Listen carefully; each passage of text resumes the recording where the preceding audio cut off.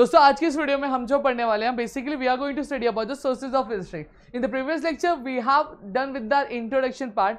तो चलो अब आगे की चीजें करते हैं। सबसे पहली चीज ऑलरेडी मैंने रिटर्न सोर्सेज के बारे में आपको बताया। रिटर्न सोर्सेज में आपके न्यूज़पेपर्स आते हैं, पीरियडिकल्स, डायरीज, रेफरेंस बुक्स, ये सारी चीजें मैंने पिछले लेक्चर में समझाया। अब आज जो मैं पढ़ाने वाला हूँ, एक्चुअली पढ़ने वाला नहीं हूँ, मैं पढ़ चुका हूँ, अब पढ़ाने वाला आपको। तो पढ़ाने वाला ये हो, देखो न्यूज़पेपर की अगर मैं बात करूँ तो न्यूज़पेपर से हमें एक बोलते ना कि पूरी दुनिया की या फिर हमारे देश की या फिर हमारे अगल बगल की हमें बहुत सारी खबरें मिलती है। अब वो किस तरह की खबरें होती है, कुछ नेशनल अफेयर्स होते हैं, कुछ इंटरनेशनल खबरें मिलती है, कुछ पॉलिटिक्स से जुड़ी हुई, कुछ आर्ट से जुड़ी हुई, कुछ स्पोर्ट्स से जुड़ी हुई, कुछ लिटरेचर से या फिर सोशल से या फिर कल्चरल अफेयर्स से क्या जुड़ी हुई है।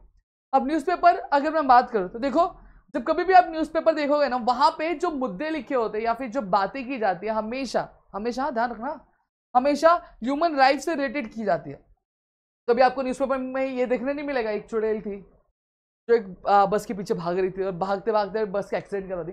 ये सारे नहीं, हमेशा आपको जो इन्फॉर्मेशन देखने मिलेगी वो ह्यूमन लाइफ से रिलेटेड आपको इन्फॉर्मेशन देखने मिलती है कि कहाँ पे घाटा हो रहा है, कहाँ पे नुकसान हो रहा है, शेयर मार्केट कैसे गिरा, फिर उसके बाद क्या नई चीज़ें आने वाली, क्या नई टेक्नोलॉजी आने वाली। मतलब ऐसे सारे एस्पेक्ट्स हमेशा इंक्लूड करती है जो ह्यूमन लाइफ से क्या जुड़ी हुई है। फिर बहुत सारे नेशनल न्यूज़पेपर ने रीजनल एडिशंस भी क्या चालू किया। जैसे फॉर एग्जांपल अगर मैं बात करूँ, कुछ न्यूज़पेपर्स भी है अभी, जैसे अगर मैं बात करूँ नेशनल लेवल पे जो चलता है, इंटरनेशनल है, तब एक टाइम्स ऑफ इंडिया चलता है।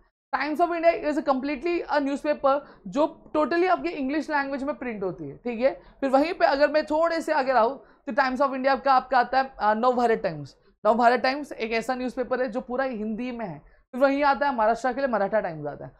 अगर मैं उसकी बात करूं तो पूरी मराठी में। तो समझने की कोशिश करो, समझने की कोशिश ये करनी है हमें कि बेसिकली कुछ बहुत बड़े अखबार हैं, उन्होंने अपने रीजनल एडिशंस भी चालू किए लोकल भाषाओं में। अगर आप न्यूज़ चैनल्स भी देखते हो, जैसे एबीपी आप देखते हो, एबीपी न्यूज़ देखते हो, एबीपी माझा भी है, ठीक है, एबीपी आपका हिंदी में भी है। तो ये क्या है, ये ताकि इसलिए थी जो लोकल पीपल्स भी है वो भी कनेक्ट हो पाए, वो भी इंफॉर्मेशन क्या कर पाए, अपने हिसाब से क्या चेक क्या कर पाए। फिर वहां पे अगर मैं बात करूं तो ये क्या करते हैं, सप्लीमेंट्स पब्लिश करते हैं। सप्लीमेंट्स मतलब क्या होता है, जैसे कुछ एक्स्ट्रा खबरें हो गई, कुछ एक्स्ट्रा एडिशनल फीचर्स हो गए, ये सारी चीजें भी वो इंक्लूड करते हैं अलग अलग टॉपिक्स पे। जैसे अगर मैं बात करूं कि इंसिडेंट हो गया, ठीक है, गवर्नमेंट को एक नई पॉलिसी ला रही है, अब वहां पे कुछ सोसाइटी के कुछ सेक्शन के जो लोग हैं वो उसके खिलाफ है, तो न्यूज़पेपर क्या करता है, न्यूज़पेपर उस पूरी पॉलिसी को एनालाइज करेगा। एनालाइज करने के बाद वो जो मॉब है जो क्या करे इसके अगेंस्ट जा रही है, तो क्यों जा रही है उसको स्टडी करेगा। स्टडी करने के बाद अब कॉन्स्टिट्यूशनली क्या सही है क्या गलत है उसके बारे में हमें एक डिटेल एनालिसिस क्या प्रोवाइड क्या करके हमें देता है। फिर वही न्यूज़ लेटर्स होते हैं बहुत सारे मूवमेंट्स के, वो भी हमें देखने मिलते हैं। डेलीज वीकली जो होते हैं पॉलिटिकल पार्टीज के, वो मंथली एनुअल मैगजीन्स होती है आपके, जो कि एक प्रिंट मीडिया में आती है। इसका मतलब क्या, आपने देखा होगा जो न्यूज़पेपर होता है वो डेली बेसिस पे आता है, लेकिन जो मैगजीन्स होती है वो डेली बेसिस पे आती है नहीं, कुछ हफ्तों में आती है, कुछ महीने में आती है, कुछ 6 महीने में एक बार आती है, कुछ 3 महीने में एक बार आती है, कुछ साल में एक बार आती है। वो क्या होती है, वो बेसिकली एक तरह की मैगजीन होती है जो एक आपके बोलते हैं ना कि एक बंच ऑफ इंफॉर्मेशन क्या कैरी करके लेकर आती है। समझ में आ गया, वो डेली डेली आती नहीं है। अब कुछ न्यूज़पेपर क्या करते हैं, अपना साल के आखिर में क्या एक स्पेशल एडिशन क्या करते हैं, पब्लिश करते हैं। सर स्पेशल एडिशन से मतलब क्या है, मतलब पूरे साल भर देश में क्या हुआ है उसकी खबरें एक साथ लेकर आके और एक मैगजीन के थ्रू क्या उसको पब्लिश कर देते हैं। शॉर्ट शॉर्ट जिसमें आइडिया कि बंदा एक बार पढ़े तो उसको पूरा इन्फॉर्मेशन आ जाए कि जैसे नेशनल बजट क्या चला, क्या बजट आया, कौन से सेक्टर को कितना फंड एलोकेट होने वाला है, कहाँ पे डेवलपमेंट हुई, कहाँ पे डेवलपमेंट नहीं हुई, कितने लोग किस बीमारी से मरे, ये सारी चीज़ें वो एक तरह के बुक में क्या लेकर के हाजिर क्या हो जाते हैं। फिर next we have Press Trust of India. अब देखो पीटीआई भी इसको बोलते हैं, क्या बोलते हैं इसको हम लोग, पीटीआई। अब 1953 के बाद जो पीटीआई था एक important source of primary editors. अब देखो पीटीआई काम क्या करता है वो थोड़ा सा विस्तार में समझ लो, फिर आपको चीजें और भी अच्छे से समझ में आ जाएंगी। देखो जब मैं पीटीआई की बात करता हूँ यानी प्रेस ट्रस्ट ऑफ इंडिया की बात करता हूँ, देखो अब ये करता क्या मैं वो आपको बता दूं। जैसे for example I am an individual जो क्या कर रहा है, अपना एक न्यूज़ चैनल चालू कर रहा है। अब शुरुआत में अगर मैं बात करूं, it is not possible for me कि मैं क्या करूं, मैं दुनिया के हर एक कोने में अपने कुछ न्यूज़ रिपोर्टर्स क्या बैठा कर रखूं, ठीक है, क्योंकि उतनी फंडिंग चाहिए रहेगी, उतना नेटवर्क चाहिए रहेगा। तो ये पॉसिबल है क्या मेरे लिए, ये पॉसिबल मेरे लिए बिल्कुल भी नहीं है। सही बात है, अब यहाँ पे ध्यान देना।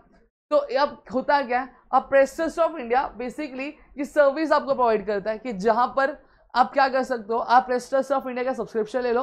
और पीटीआई क्या करता है, पीटीआई आपके बिहाफ पे आपके दुनिया के अलग अलग कोने में क्या हो रहा है क्या नहीं हो रहा है उसकी खबरें आप तक पहुंचाता है। सेम चीज यहाँ पे पीटीआई ने क्या किया, पीटीआई एक इंपॉर्टेंट सोर्स ऑफ इंफॉर्मेशन है, ठीक है, क्योंकि अगर मैं बात करूँ तो यहाँ पे आपको बहुत सारे रिपोर्ट्स देखने मिल जाते हैं, फोटोग्राफ्स देखने मिलेंगे, जो फाइनेंशियल इश्यूज होते हैं, क्राइसिस होते हैं, उसके रिपोर्ट्स आपको देखने मिल जाते हैं, साइंटिफिक जो इश्यूज होते हैं उसके बारे में आपको यहाँ पे क्या चीज़ें क्या देखने का मिल जाती है, ठीक है। फिर पीटीआई ने अपनी ऑनलाइन सर्विसेज भी चालू कर दी। अगर जैसे आप गूगल आउट करोगे, चेकआउट करोगे, तो आपको पीटीआई के वेबसाइट पे आपको बहुत सारी इन्फॉर्मेशन देखने का प्लेस क्या मिल जाती है। पीटीआई पहले क्या करता था, पीटीआई देखो, पीटीआई पहले सैटेलाइट ब्रॉडकास्ट किया करता था। व्हाट डू मैं सैटेलाइट ब्रॉडकास्ट, अपने टाइपराइटर्स देखे, वो वकील बैठे रहते हैं, पिक्चर देखी होगी आपने, वहाँ पे को अदालत में लोग जाते थे, एक बंदा बैठा था, खट खट खट खट टाइप करता रहता है, तो ऐसे टाइपराइटर्स हुआ करते थे। अब उसमें क्या होता था, पेपर एक तरफ से डालते थे और दूसरी तरफ भी पेपर लगा रहा है, यहाँ से बंदा टाइप करता था, वहाँ पे ऑटोमेटिकली क्या टाइप होता था। तो पीटीआई ये मेथड क्या यूज करता था, क्या लोगों तक क्या इन्फॉर्मेशन क्या पहुंचाने के लिए। Non next we have postage stamp. अब पोस्टेज स्टैम्प भी एक आपका इंपॉर्टेंट बोलते ना कि इंफॉर्मेशन क्या सोर्स के लिए क्या काम करता है। अब पोस्टेज स्टैम्प होता है क्या, देखते हैं काम क्या आता है। आपने हमेशा देखा है चिट्ठियों पे ये इस तरह के कुछ स्टैम्प्स लगे होते हैं, लेकिन सर ये स्टैम्प्स यूज किसके लिए होते हैं, कभी आपने सोचा है? नहीं सोचा है, समझाता हूँ। देखो मैं यहाँ पे खड़ा हूँ, ठीक है, मेरी नानी रहती गाँव में, कहाँ पे रहती है, गाँव में रहती है। अब मेरी नानी को मुझे क्या लिखना है, मुझे खत लिखना है। क्या लिखना है, खत मतलब लेटर लिखना है। अभी चिड़िया तो है नहीं, कबूतर तो है नहीं कि उड़ा के भेज दूँ, ठीक है, तो क्या लिखना है मुझे, लेटर लिखना है। अब मैंने लेटर लिख दिया, अब मैं गया, मैंने जो मेल बॉक्स होता है उसमें मैंने डाल दिया, सही बात है, इतनी चीजें आपको क्लियर हो गई होंगी। अब एक चीज समझो, आप जो डाकिया होगा या फिर जो पोस्टमैन होगा वो लेटर निकालेगा, मेरी नानी तक पहुंचाएगा, वो क्या फ्री में पहुंचाएगा? नहीं, उसके बदले कुछ पैसे लेगा कि नहीं लेगा? लेगा। तो उसको पता कैसे चलता था, ये पोस्टेज स्टैम्प की वजह से पता चलता। अब जब मैं लेटर पोस्ट कर रहा हूं, मैं लेटर बॉक्स में डाल रहा हूं, अगर उस पर पोस्टेज स्टैम्प लगा हुआ है तो इसका मतलब क्या होता है कि उस लेटर को जो रिसीवर उस तक पहुंचाने के लिए जो चार्जेस है वो चार्जेस क्या पे कर दिया जा चुका है। अगर नहीं लगा हुआ है तो इसका मतलब क्या होता है, इसका मतलब ये होता है कि अब तक इसके जो लेटर पहुंचाने का जो चार्जेस है वो पे नहीं किया गया। अब जब रिसीवर के पास मैं पहुंचाऊंगा तो मैं उससे क्या करूंगा, मैं उससे पैसे क्या वसूलूंगा, ठीक है। तो ये पोस्टेज स्टैम्प इस तरह से काम करता था। जैसे अब आप बोलेंगे सर ये 35 क्यों लिखा हुआ है, ये पोस्टेज स्टैम्प 35 लिखा है, इसका मतलब क्या है, इस पोस्टेज स्टैम्प की वैल्यू क्या है, 35 रुपीज है। जैसे हमारे कॉइन से होते हैं 1 रुपया लिखा है तो उसकी वैल्यू कितनी होती है, 1 रुपया होती है। 2 रुपया लिखा है तो उसकी वैल्यू कितनी होती है, 2 रुपया होती है। समझा, देखो यही है।